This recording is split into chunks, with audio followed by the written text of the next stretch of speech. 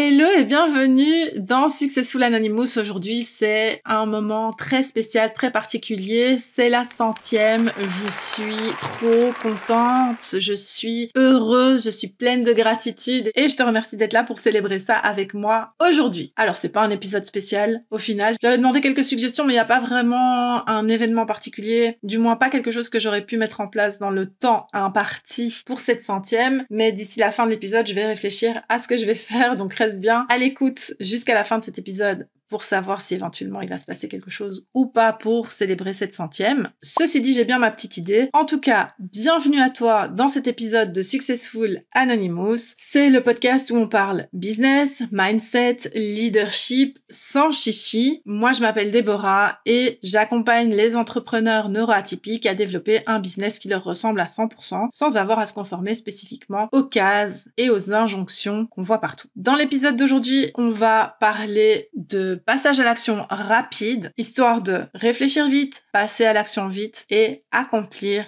de grandes choses.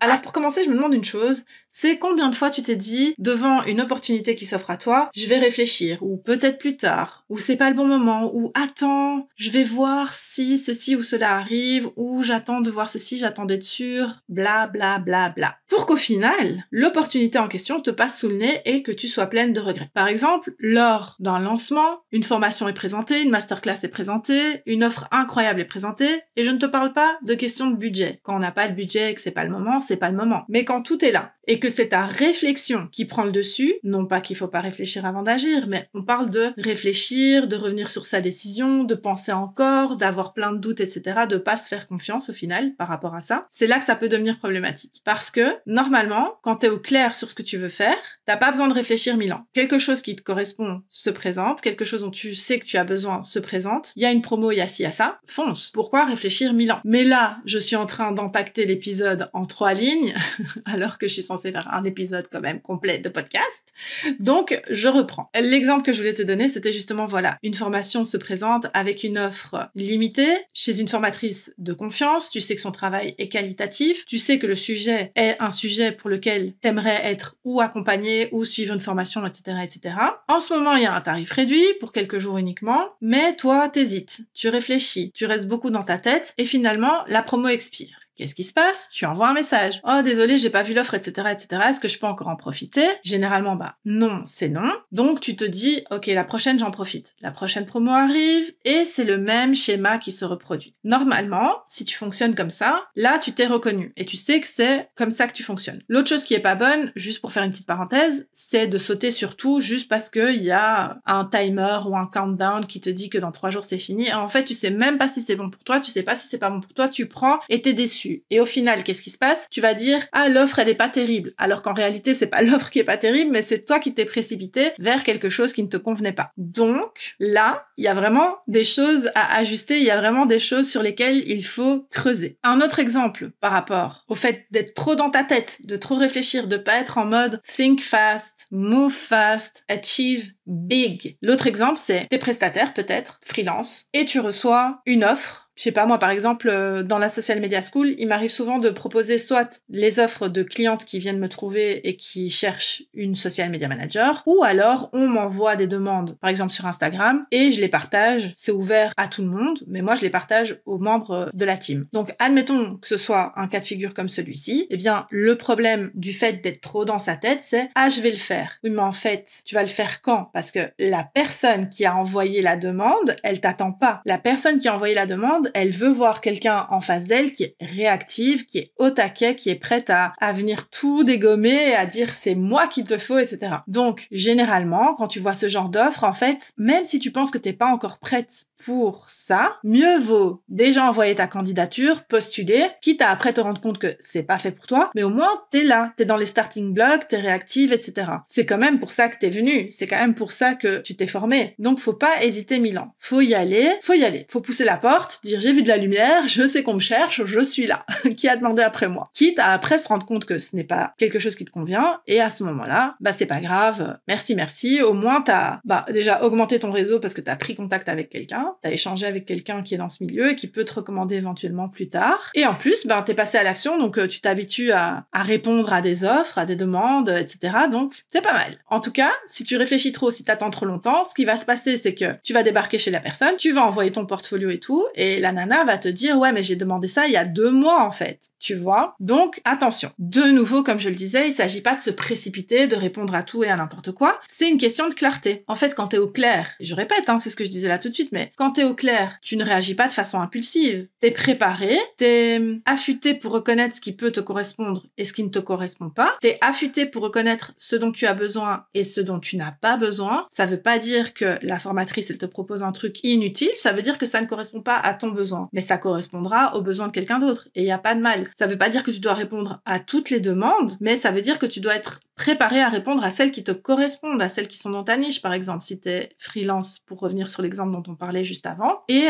aussi, ça veut dire que tu dois toujours, en fait, avoir beaucoup de clarté sur ce que tu veux pour savoir aussi ce que tu veux pas. Tu dois toujours avoir beaucoup de clarté sur ce dont tu as besoin pour aussi savoir ce dont tu n'as pas besoin. Il faut être au clair. Quand il y a beaucoup trop de confusion, c'est pas bon. Et la clarté, elle a vraiment un grand pouvoir parce que savoir ce que tu veux, c'est connaître aussi tes priorités, ce qui compte vraiment pour toi, éviter de perdre du temps dans ce qui n'est pas important. Par exemple, toi, t'es entrepreneur, tu sais que ta cliente idéale, elle se trouve sur Pinterest. Est-ce que ça vaut la peine pour toi d'aller chercher absolument à faire du forcing sur TikTok? Probablement pas. Est-ce que cependant, tu peux combiner les deux approches? Oui. Mais où est ta priorité? Ta priorité, si tu sais pertinemment que ta cliente est sur Pinterest, elle est sur Pinterest. C'est un exemple parmi tant d'autres. D'ailleurs, j'en profite, petite parenthèse. Si tu es intéressé par Pinterest, et si tu sais que tu as envie de développer ton audience sur Pinterest et d'envoyer du trafic à gogo vers tes offres, j'ai un playbook dédié à Pinterest pour les entrepreneurs qui t'attend sous cet épisode et que tu peux te procurer à tout petit prix, donc n'hésite pas à aller vérifier ça. Ça, c'était la petite parenthèse. Ceci étant dit, ça c'est quand tu sais ce que tu veux. Et quand tu as de la clarté aussi sur ce que tu ne veux pas, je paraphrase un petit peu, mais c'est vraiment pour que ce soit bien compris. Quand tu es au clair aussi avec ce que tu veux pas, tu vas éviter de te disperser, tu vas éviter d'aller prioriser des choses qui devraient arriver en second ou troisième plan ou qui devraient même pas se présenter à toi parce que justement, tout est au clair dans ta tête et pour reprendre l'exemple juste avant, tu sais que tu vas pas prioriser TikTok sur Pinterest parce que tu veux pas de TikTok. C'est pas un truc qui t'intéresse. Oui, tout le monde en parle. Oui, tout le monde dit que on peut attirer des gens et du monde et des clientes via TikTok. Mais toi, spécifiquement, qui est une créative et dont la clientèle idéale est aussi créative et se trouve sur Pinterest, ça n'a pas d'intérêt pour toi d'être sur TikTok, donc tu sais que tu vas pas mettre toute ton énergie, ton temps, etc. dans une stratégie sur TikTok. Tout simplement. Ce sont des exemples, évidemment. Je dis pas que TikTok, c'est pas bon pour les créatives. Ne m'agrippez pas par le col, s'il vous plaît. N'attrapez pas ma veste. Voilà.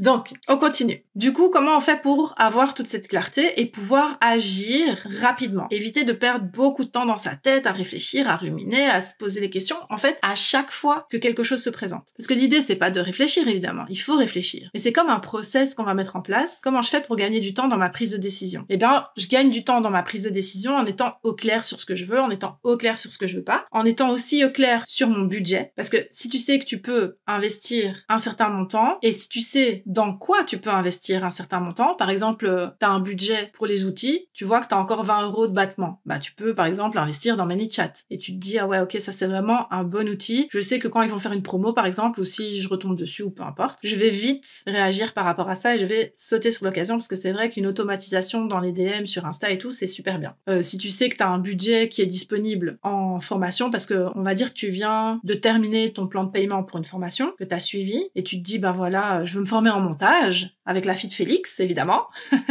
et ben, tu peux te dire, ok, je suis prête à dépenser le même montant que je dépensais dans mon précédent plan de paiement pour une nouvelle formation. Et du coup, quand il y a une formation en montage, parce que tu sais que tu as besoin du montage, etc., qui se présente avec une offre de lancement, avec un plan de paiement dans lequel tu rentres, en tout cas dans lequel ton budget rentre, et bien tu sais que tu vas pouvoir sauter sur l'occasion. Tout ça est déjà clair dans ta tête, tout ça est déjà défini dans ta tête, donc t'as pas besoin de réfléchir 1000 ans, tu le sais déjà en fait. Connaître ta cliente idéale aussi, ça va t'aider à savoir si là, c'est un moment où je réagis, quand il y a une offre qui pop-up, par exemple. Il y a une offre qui se présente, on cherche quelqu'un qui fait ce que je fais, on cherche quelqu'un comme moi.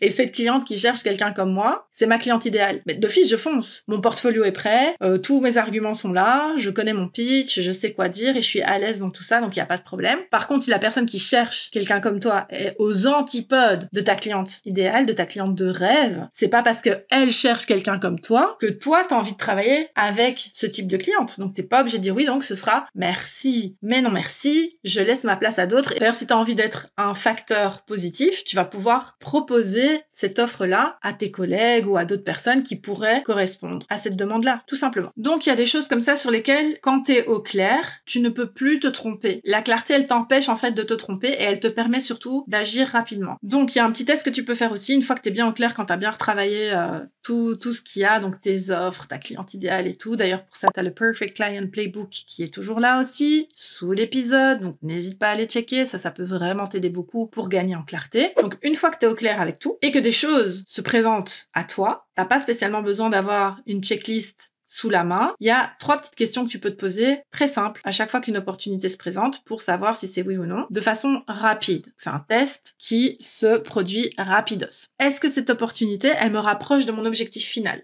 Ou même pas final, mais est-ce que cette opportunité-là, elle me rapproche de mes objectifs? Est-ce que c'est un besoin que j'ai? Est-ce que je sais que je me suis déjà dit j'ai besoin de ça? Ou c'est une envie passagère? Ou totalement victime du syndrome de l'objet brillant? Je veux tout.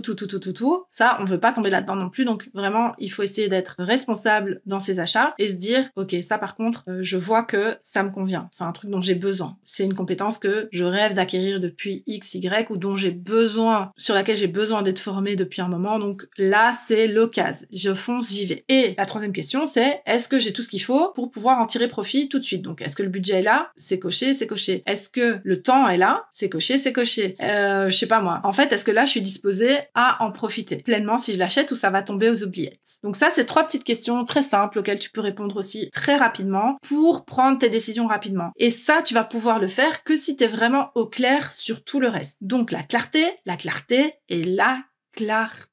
Je le dis tout le temps, c'est hyper important. Vraiment, le fait de pouvoir agir comme ça rapidement, ça comporte vraiment des bénéfices importants parce que ça va te réduire ton stress. Quand t'agis rapidement, t'es pas dans ta tête pendant 1000 ans comme ça, tu sais que ok, c'est fait et t'es tranquille parce que t'es au clair avec ça. Donc c'est pas que tu vas ruminer après en disant oh non, j'aurais pas dû ou il aurait pas fallu ou ci ou ça. Non, en fait, t'es au clair, le truc se présente, c'est oui, trop bien, tu célèbres. C'est non, trop bien, j'ai dit non, j'en avais pas besoin, hop, je passe à la suite. Stress diminué au max.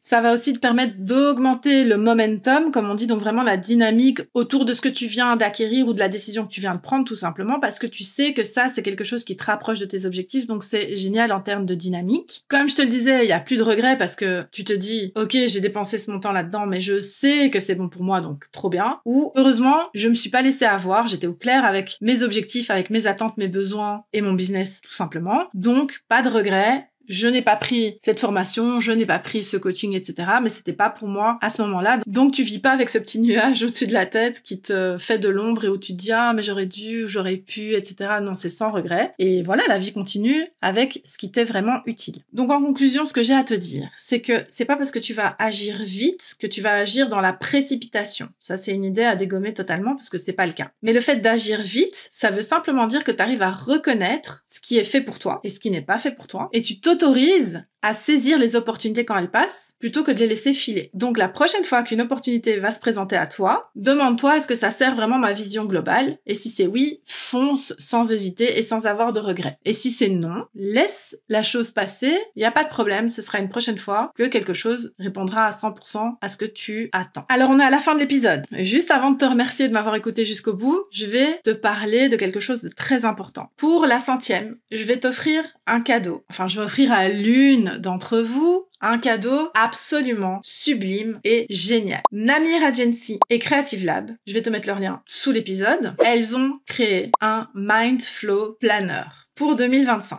Je l'ai reçu, il est absolument sublime. J'ai le privilège incroyable de l'avoir reçu. Je les remercie encore énormément d'ailleurs pour ce cadeau sublime. Grande fan de papeterie que je suis, ça ne pouvait que me toucher en plein cœur. Du coup, je me suis dit, pour la 100e, je vais offrir un exemplaire du Mindflow Mindflow Planner, il a été conçu par leurs deux cerveaux atypiques et créatifs pour organiser 2025 et être organisé tout au long de 2025, si Dieu nous prête vie, de façon vraiment intuitive, avec des sections qui correspondent aux objectifs, des sections qui correspondent à des citations. Alors j'adore la partie citation parce que c'est des citations que de femmes et c'est pas les citations les plus connues, on n'a pas envie de voir les mêmes citations qu'on a déjà vues 15 000 fois. Donc au niveau de l'agenda, il est en format A4. Il est avec une couverture rigide. Son design est exquis. Donc vraiment, c'est un magnifique cadeau que je vais te faire à toi si tu m'as écouté jusqu'ici. Donc l'idée c'est quoi? C'est simplement de venir me dire sur YouTube. Alors attention, il s'agit pas de conditions, je te l'offre si tu fais ci, si tu fais ça, mais il faut bien que je sache quand même à qui je vais l'offrir. Donc sur YouTube, si tu m'écoutes sur le podcast, il faut que tu viennes sur YouTube. Et sur YouTube, il faut que tu viennes commenter sous l'épisode « Je participe ».